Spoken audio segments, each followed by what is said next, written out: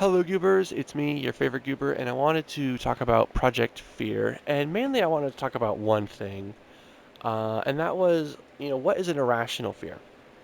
For this idea that I had, for those who don't know, this is a work in progress manga idea that I have. It's in the early, honestly, conceptualization phase. There's so much left to think about, but right now, the rough concept involves a system based around fear, and I wanted to use irrational fears. And what I originally thought those were turned out to be wrong. Now, the entire concept as a whole is not shut down after learning about what an irrational fear really is, which is really good. But after educating myself, I realized that I had the wrong idea about irrational fears.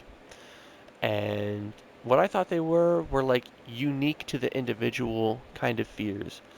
I've given this example every single time I talk about this series idea, but take for example some guy and he's really afraid of carpets. I like to say that maybe during his childhood he had a gnarly rug burn incident and it scarred him and he has a permanent scar and so he's like always afraid of carpets because of that like childhood trauma. In this series, if you get exposed to your fear and you can't control yourself, then you can become consumed. When you're consumed, you become this monster. I dubbed them irrationals. And then, there's some other details. The point is, I'm talking about like what I classified as an irrational fear.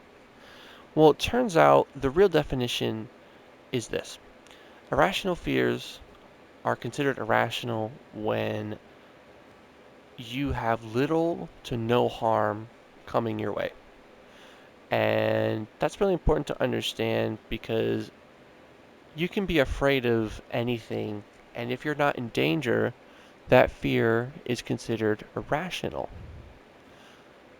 With that in mind, right, that still means that what I wanted to do for my series works, even with the definition in mind, but it also hinders my case because I was looking for an excuse. You might be wondering what excuse. Well, I was looking for a way to kind of write out or otherwise ignore the idea of extremely common fears. This takes place in a modern society, modern humanity, and so you have fears that are very common, like the dark or dying. You have some fears of the ocean. You have fears of nuclear weapons, of guns, that kind of stuff. I would say these are very common fears, or at least they're shared by a large quantity of people. And I wanted to write a series where the fears and the monsters that come to light are just from silly things that you wouldn't imagine people can be afraid of. But when you have a hula hoop monster, you're just thinking to yourself, why are you afraid of hula hoops? Right?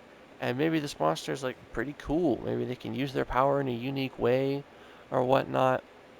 That's besides the point. I just want to use fun, random, nonsensical powers.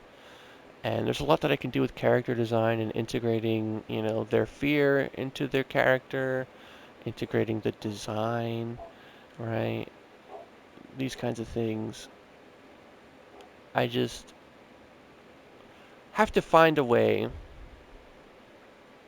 to manage the common fears because I don't want to write characters who are afraid of, the night and be like, oh, there's a lot of people who are afraid of the night, of the darkness. I don't want to have a bunch of monsters based around the nighttime, you know? So, I'll have to figure something out, but that's what I wanted to talk about. If you're curious, the main character, she's afraid of the moon. I have a few ideas for that, but yeah, there's that. With that being said, I'm going to leave that here. Good night, and good luck. Bye bye.